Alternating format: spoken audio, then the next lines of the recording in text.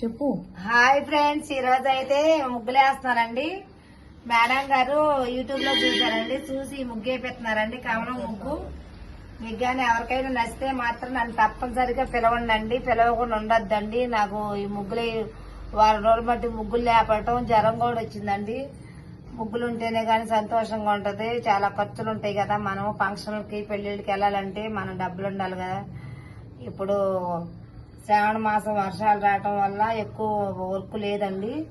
అందుకని ఈ రోజు మేడం గారు వాళ్ళు పిలిచారండి, పిలవంగానే వచ్చేసానండి. ఈ వీడియోస్ తప్పనిసరిగా అందరికి షేర్ చేయండి, నా ఛానల్ లైక్ చేయండి.